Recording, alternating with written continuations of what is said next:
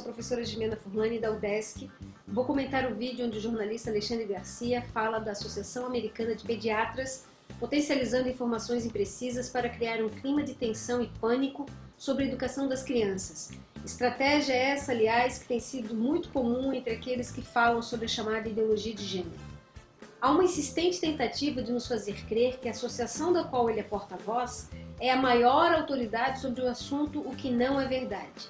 O jornalista inicia o áudio dizendo que irá reproduzir o alerta feito pelo presidente da Associação Americana de Pediatras.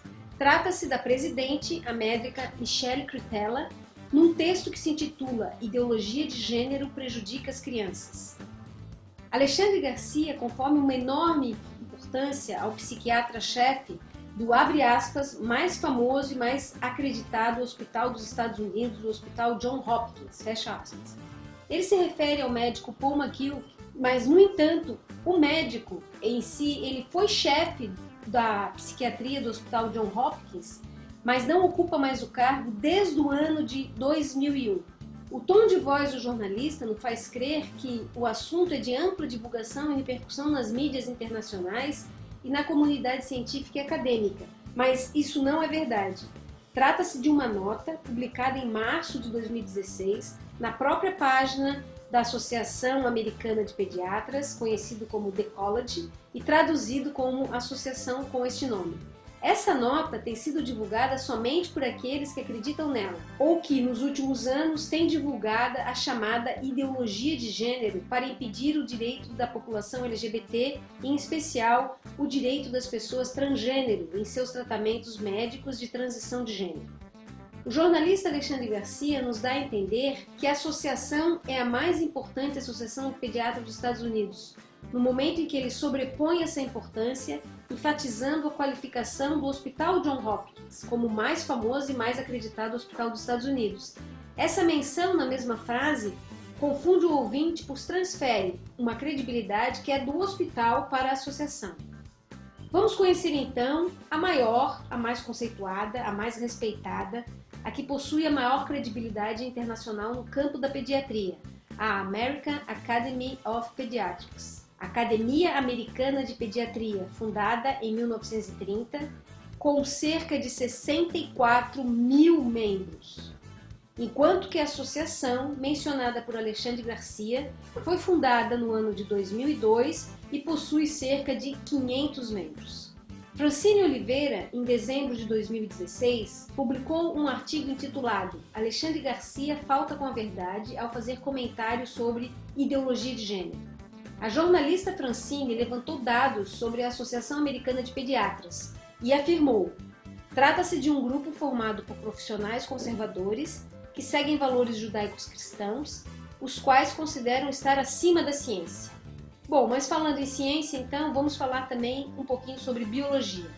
Sim, é fato biológico que nascemos machos e fêmeas. No entanto, o conceito gênero não é o mesmo que sexo. Gênero é um conceito das ciências humanas e sociais, não da biologia. Para os estudos de gênero, o sexo se refere aos nossos atributos biológicos, anatômicos e físicos, enquanto que o gênero se refere aos significados que cada sociedade e cada cultura inventou para os machos, os homens da espécie, e para as fêmeas, as mulheres da espécie. Para entender bem a diferença entre sexo e gênero, é só dar uma olhadinha no vídeo que está no canal Papo de Corujas, onde eu vou explicar a diferença entre sexo e gênero. Aliás, a palavra gênero não é exclusiva da biologia, e ponto final, como erroneamente enfatizou o jornalista Alexandre Garcia. Há outros campos do conhecimento humano que usam a palavra gênero. Podemos falar em gênero literário, gênero linguístico, gênero musical, gênero alimentício. Se a biologia taxonômica fala em gênero humano, ela está se referindo a um grupo de classificação baseado em características comuns e muito próximas, que é posterior às famílias e que é anterior à definição de espécie. Esse sistema de classificação permite que os seres vivos sejam agrupados conforme o seu grau de parentesco e permite compreender melhor a evolução da vida no planeta Terra. Inclusive, é na biologia que cogita-se que o gênero humano não seja exclusividade da nossa espécie. Pesquisadores norte-americanos da Escola de Medicina da Universidade Estadual de Wayne afirmam que os chimpanzés são tão próximos aos seres humanos que deveriam ser classificados no gênero Homo, ou seja, devido à proximidade genética, os humanos e os chimpanzés devem ser agrupados no mesmo gênero, o gênero humano. Definitivamente, gênero na biologia é diferente do conceito de gênero das ciências humanas. Até o nosso bom e velho dicionário Aurélio apresenta o entendimento de gênero das ciências humanas e sociais, enfatizando como cada sociedade e cada cultura atribui a cada sexo significados diferentes. Para as ciências humanas e sociais, o conceito gênero só pode ser compreendido olhando para as definições sociais e culturais criados ao longo da história, que distinguem homens e mulheres e também que definem o que é o masculino e o feminino. Sim, quando falamos em gênero gramatical, a língua portuguesa possui os substantivos masculino e feminino. A palavra sapato é masculino e a palavra cadeira é feminino. Mas, ainda assim, é cada sociedade e cultura que define o que é um sapato de homem e um sapato de mulher, ou então sapato masculino e sapato feminino. O mesmo para cadeiras. As cadeiras podem ser masculinas ou femininas. Os estudos de gênero vão nos dizer que tudo é generificado. Em relação às pessoas, é a cultura que define que o homem e o masculino devem ser agressivo, violento, sensível, azul, ter prestígio social, ganhar melhores salários. Assim como é a cultura que define que a mulher e o feminino deve ser fraca, sensível, submissa, rosa, não ter devido reconhecimento social, ter salários mais baixos. É esse campo teórico dos estudos das relações de gênero que vai nos explicar, portanto, por que, como construções sociais e culturais, sapatos e cadeiras podem ser, para além da gramática, masculinos e femininos.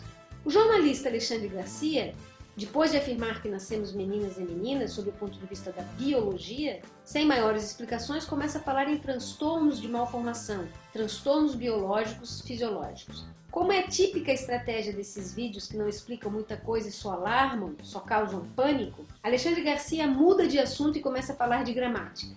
Em seguida, o jornalista afirma: quando o menino pensa como menina e a menina pensa como menino, isso não muda o seu sexo.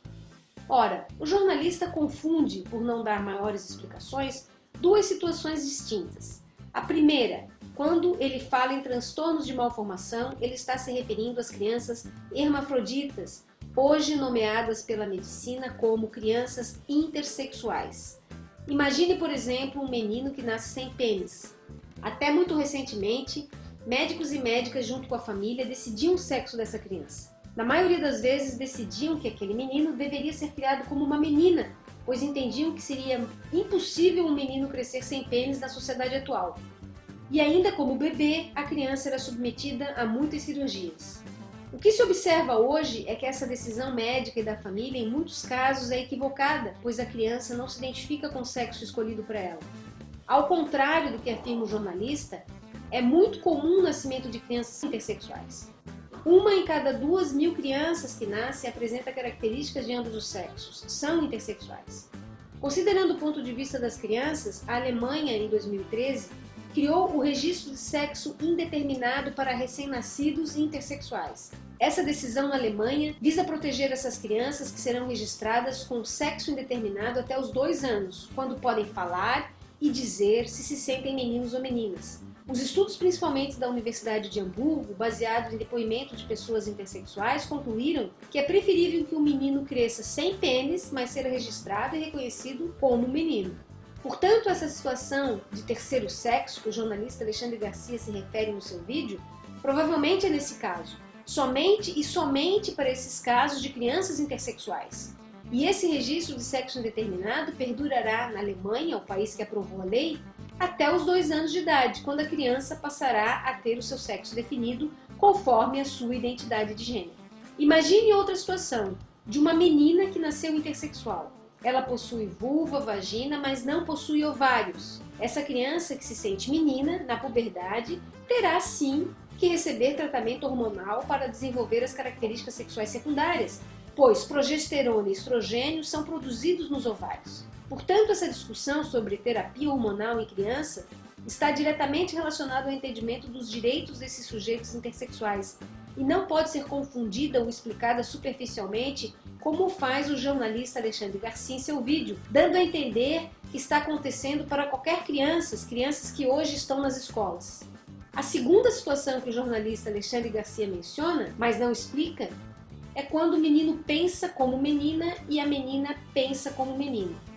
Ele está se referindo às crianças transgênero, que nascem perfeitas sob o ponto de vista biológico, sem nenhum problema anatômico, mas não se identificam com o gênero esperado para elas. As crianças transgênero vão crescendo, começando a se identificar com as construções sociais do gênero oposto, as roupas, os brinquedos, as atitudes, a aparência física.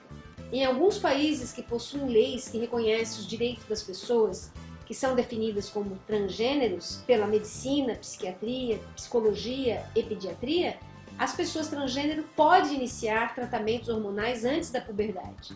O acompanhamento e o tratamento médico-psicológico das crianças intersexuais é diferente das crianças transgênero. No entanto, para ambas se fala da importância e no respeito da sua identidade de gênero, ou seja, como elas se sentem meninos ou meninas. É mais importante do que sua biologia. É aqui então que podemos entender por que Alexandre Garcia fala a partir do ponto de vista da Associação Americana de Pediatras, porque essa associação é contra esses direitos das crianças intersexuais e das crianças transgênero. No entanto, a maior, a mais conceituada organização de médicos e médicas pediatras dos Estados Unidos, a Academia Americana de Pediatria, aceita o conceito gênero e não se opõe ao reconhecimento das pessoas intersexuais e transgênero, especialmente no seu direito a construir e a expressar a sua identidade de gênero. A associação mencionada por Alexandre Garcia, com apenas 500 membros, não reconhece o conceito gênero, reconhece apenas sexo. Essa associação insiste em negar que o gênero pode ser um conceito que permite explicar por que alguém nasce biologicamente de um sexo e se identifica com outro. Por isso que o jornalista menciona a narrativa e ideologia de gênero, que foi construída exatamente para se opor aos direitos das pessoas LGBTI. Hoje, ciências como a psicologia, a antropologia, a medicina, a psiquiatria e sociologia entendem que é o modo como a pessoa se sente e como constrói a sua identidade de ser homem ou ser mulher que deve prevalecer e não a sua biologia. Portanto, a identidade de gênero da pessoa o mais importante para ser considerada homem ou mulher. Ora, sabemos que nos dias atuais, para compreender e respeitar as pessoas trans, a biologia tem um limite explicativo. A biologia termina onde a subjetividade da pessoa começa. A biologia não consegue explicar porque pessoas, mesmo nascendo homens ou mulheres, respectivamente X, Y ou X e X, desejam permanentemente assumir o sexo, o gênero oposto. Hoje, ciências ligadas ao campo das ciências humanas entendem que é o modo como a pessoa se sente e constrói sua identidade de ser homem ou mulher que deve permanecer. Esse é o entendimento da maior organização científica de pediatria dos Estados Unidos, a Academia Americana de Pediatria, criada desde 1930 e com mais de 64 mil profissionais da área, que reconhece o direito das pessoas travestis, transexuais, transgênero e intersexuais. É evidente no vídeo que o jornalista Alexandre Garcia busca o tempo todo canalizar o foco explicativo numa única ciência, a biologia, assim como valorizar uma associação que não detém o status e o reconhecimento que ele afirma ter. A estratégia de convencimento é visivelmente tendenciosa, rápida, superficial e só se sustenta na eloquência verbal do jornalista e na sua suposta credibilidade diante da opinião pública. O jornalista Alexandre Garcia fala do perigo das terapias hormonais para crianças, cirurgias para mudar de sexo e cita supostos índices de suicídio na Suécia decorrentes do uso de hormônios. Essa menção à Suécia é criticada já no mencionado artigo de Francine Oliveira, intitulado Alexandre Garcia falta com a verdade ao fazer comentários sobre ideologia de gênero. Segundo Francine, a pesquisa mencionada que foi realizada na Suécia foi realizada pela doutora Cecília de Gene e seus dados foram distorcidos pelo Dr. McKill no artigo de 2014 publicado no Wall Street Journal em 2016. A Associação Americana de Pediatras, enaltecida por Alexandre Garcia, é vista como uma organização pseudocientífica na medida em que busca convenientemente usar a ciência para reforçar seus entendimentos contrários à diversidade sexual de gênero. Nela prevalece sempre o interesse de sua ideologia religiosa, eis aí o motivo pelo qual traz as discussões atreladas chamada ideologia de gênero. O fundador dessa associação, o Dr. Joseph Zanga, em 2002, quando ela foi fundada, descreveu sua organização como baseada em valores judaico-cristãos tradicionais, abertos aos profissionais médicos pediátricos de todas as religiões, desde que compartilhe as crenças fundamentais no grupo. Quais são elas? Que a vida começa na concepção e que a unidade familiar tradicional deve ser aquela liderada por um casal do sexo oposto. Isso deve explicar porque o símbolo da Associação Americana de Pediatras é tão parecido com o do movimento internacional Pró-Vida e Pró-Família, uma vez que defendem somente um modelo de família. Vários pesquisadores já acusaram a Associação Americana de Pediatras de usar de forma incorreta seu trabalho para promover sua agenda política contrária aos direitos da diversidade sexual e de gênero.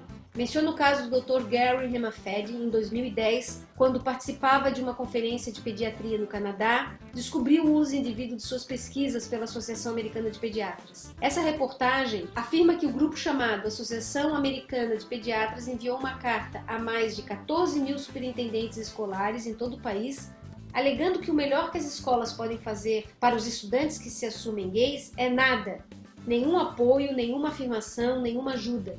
A carta era endossada por uma série de pesquisas científicas, dentre elas, a pesquisa do Dr. Hemafed ocupava um maior destaque. A associação que o jornalista Alexandre Garcia defende orientava que as escolas não deviam apoiar os adolescentes gays porque eles provavelmente só estavam confusos, abre aspas, citando um estudo de 1992 realizado pelo Dr. Hemafed.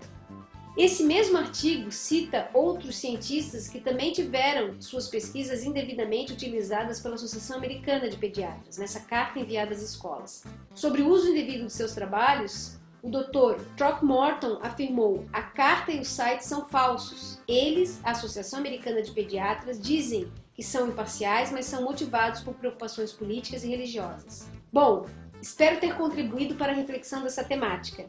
Convido você a conhecer os outros vídeos do canal Papo de Corujas e também meus artigos e postagens no blog Papo de Corujas. Curta e se inscreva no canal para receber os próximos vídeos. Eu sou a professora Jimena Furlani, da UDESC, Universidade do Estado de Santa Catarina. Um abraço!